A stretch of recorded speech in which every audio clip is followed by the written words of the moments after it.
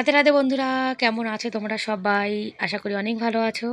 আমার নতুন একটি ব্লগে তোমাদের সবাইকে জানাই অনেক ভালোবাসা, অনেক স্বাগত। আর আজকে কিন্তু ভীষণ ভীষণ ঠান্ডা পড়েছে। আর ঠান্ডার মধ্যেই কিন্তু মাছালা মাছ নিয়ে চলে এসেছি।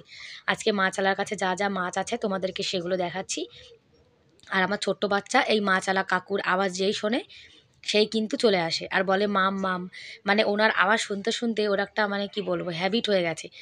মাছ নিক কিংবা না নিক, ও দেখতে আসবেই। আর এখান থেকে আমরা মাছ নিয়েছিলাম, অল্প কিছু নিয়েছি, বেশি নিইনি। আর মামিরাও কিন্তু চলে এসছে, মামিরাও এখান থেকে মাছ নেবে। এই লোকটা ভালো, মাছ নিয়ে আসে, যার জন্য বাজারে যাওয়ার কিন্তু কোনো দরকারই পড়ে না। আর এদিকে দেখো, বাচ্চা ঘুম থেকে একটু আগে উঠে তো ওদিকে গেছিলো, তারপরে এসে এখন মাথা টাথা আঁচড়াবে, চুল টুল একদম পুরো এলোমেলো হয়ে রয়েছে। তারপরে আমার মা আবার এদিকে গোপাল সেবা দিচ্ছে।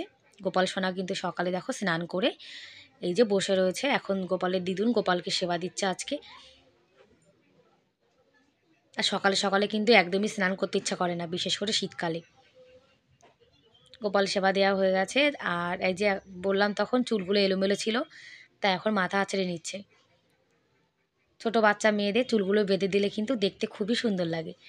আর চুল তো এমনি বাঁধবে না, যার জন্য ফোনটা সামনে ধরে রেখেছে। দেখো দাদাভাই ফোন ধরে রেখেছে, আর বুনু কিন্তু চুল বাঁধছে। আর ওর মা যখনই ও চুল বেঁধে দেয় তখন সামনে এরকম ফোনটা চালিয়ে দেয়। আর তোমরা তো জানো আজকাল বাচ্চারা ফোন দেখলে আর কিন্তু কিছু চাই না। মানে ফোন যদি থাকে তাহলে মা না থাকলেও কিন্তু হয়, শুধুমাত্র ফোন লাগে।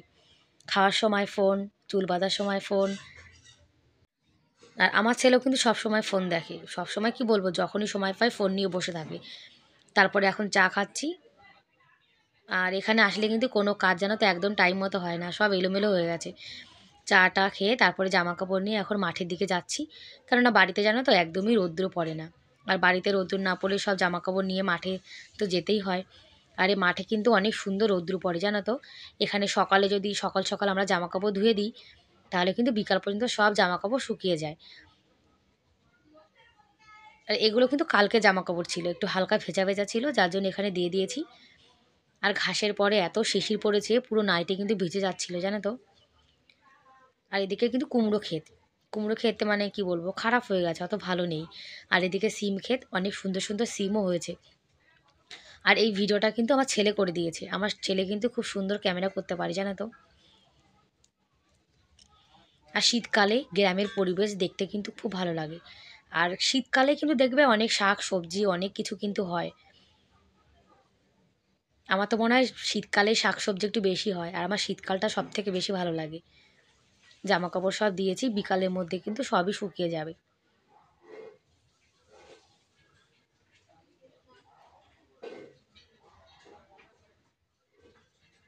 আর কুমড়োর ডাঁটা খেতে জানো তো ভীষণ ভালো লাগে। তোমরা কারা কারা আমার মতো কুমড়োর ডাঁটা খেতে পছন্দ করো, তোমরা কিন্তু কমেন্ট করে জানাতে পারো। আর এই যে ক্যামেরাম্যান বাড়ির দিকে যাচ্ছে। আর আমার সোনা জানো তো এখানে ভীষণ ভালো লাগে, কেন এখানেও খেলা করতে পারে, একটু ঘুরতে পারে। তারপরে গ্রাম্য পরিবেশ ওর ভালো লাগে, চারিদিকে সবুজ।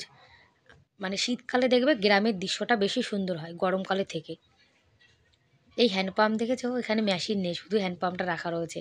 এখন আমার সোনাকে মাঠে নিয়ে যাচ্ছি, যে আমাদের এখানে মাঠে কি কি শাকসবজি হয় সেটা আমার সোনাকে দেখাবো।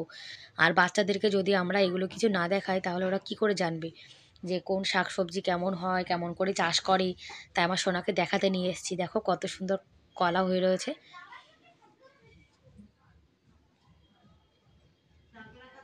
আর অনেক রকম শাকসবজি আছে যেগুলোর নাম কিন্তু আমার ছেলে একদম জানেই না, কেননা আমাদের রাজস্থানে কিন্তু কলকাতার মতো শাকসবজি পাওয়া যায় না, যার জন্য আমার সোনাকে মাঠে নিয়ে যাচ্ছি।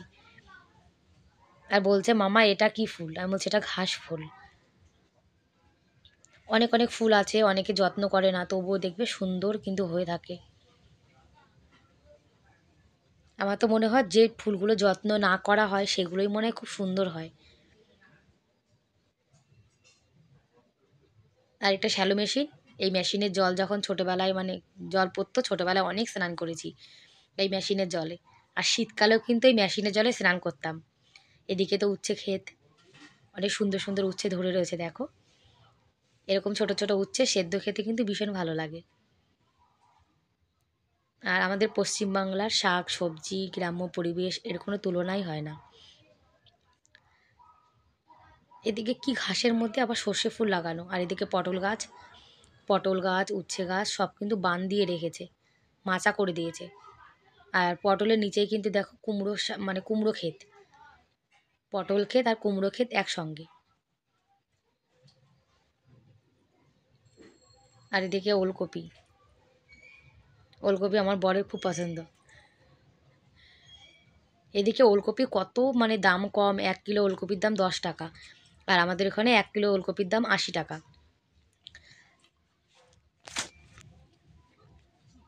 আর এই যে 2 ভাই বোন মানে 3 ভাই বোন এরা মাঠে চলে এসছে, রৌদ্র পোয়াচ্ছে। রৌদ্রে মানে রোদ্দুরে বেশিক্ষণ বসে থাকলে গরম লাগে, আর ছায়াতে গেলে আবার শীত লাগে।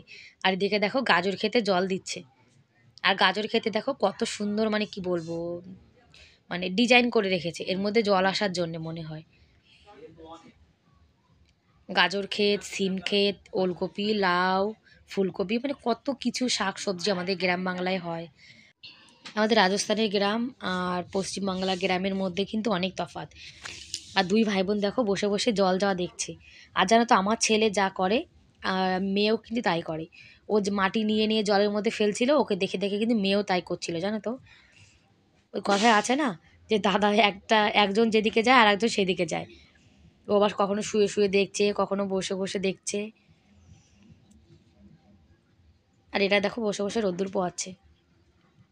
আর আমার সোনা গরু, ছাগল, বিড়াল, মানে এসব দেখতে খুব ভালোবাসে। এটা বাড়ির পাশে একটা বাড়িতে গরু আছে, যার জন্য এখানে নিয়ে এসেছি, এখানে দাঁড়িয়ে দাঁড়িয়ে গরু দেখছে। আবার গরুর কাছে যেতে ভয় পাচ্ছে। বন্ধুরা, আজকের ভিডিওটি কেমন লাগলো প্লিজ তোমরা একটা কমেন্ট করে জানিও। আর আজকের ভিডিওর কোনো অংশ ভালো লেগে থাকলে প্লিজ এটা লাইক করে দিও। আর আমার চ্যানেলে তোমরা আছে যারা নতুন আর ভিডিওটি দেখছো, তোমরা কিন্তু চাইলে আমার চ্যানেলটিকে সাবস্ক্রাইব করে আমার এই ছোট্ট পরিবারের পাশে থেকে যেতে পারো। আর এই কাজটি যারা অলরেডি করে দিয়েছো তাদেরকে অসংখ্য ধন্যবাদ। আর আমি কিন্তু এখন একদমই টাইম মতো ভিডিও দিতেই পাচ্ছি না, আর অনেক অনেক দিদিভাইয়ের ভিডিও কিন্তু দেখতেও পাচ্ছি না। কিন্তু আমি চেষ্টা করি, জানো তো, যে মানে আমার প্রিয় প্রিয় দিদিভাইদের ভিডিও আমি প্রতিনিয়ত দেখব। যখনই টাইম পাই কোনো কোনো দিদিভাইয়ের ভিডিও কিন্তু দেখে নিই আমি। আর আমি কিন্তু ভিডিও দিচ্ছি না, যার জন্য চ্যানেলটা জানো তো অনেকটা ডাউনে চলে গেছে। আর এদিকে কিন্তু আমার মা সকালে গোপাল সোনার সেবা দিয়ে দিয়েছে। আর গোপাল সোনাকে আমরা সকালে যা মানে সেবা করেছি সেগুলোই কিন্তু দিয়েছি। আর আমরা যা খাই গোপাল সোনা কিন্তু সেগুলোই ভোগ দেওয়া হয়। আর এই যে দরজার সামনে বসে রয়েছে, ও কিন্তু সব সময় এখানে বসে খায়। আর আমার ছোট্ট সোনা বসে বসে কুমড়ো শাকের ডাঁটা চাবাচ্ছে, আর সবাই খাচ্ছে, সবার দিকে তাকিয়ে রয়েছে।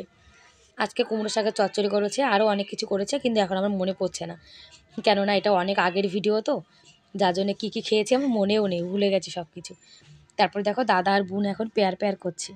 আমার সোনা ওর বুনুকে ভীষণ ভালোবাসে, আর বুনু দাদাকে ভীষণ ভালোবাসে। 2 ভাই বোন এখন বসে বসে দেখো খেলা করছে। আমি ভাবছি মনে মনে যখন আমরা চলে যাব তখন আমার সোনা কিন্তু ওর বুনুকে ভীষণ মিস করবে। আচ্ছা বন্ধুরা, তাহলে আজকের মতো এ পর্যন্তই, দেখা হবে পরের ভিডিওতে। ততক্ষণ তোমরা অনেক ভালো থেকো। আর এদিকে আমরা দেখো ড্রামা করে শুয়ে রয়েছি, ওই বাচ্চাকে দেখাচ্ছিলাম।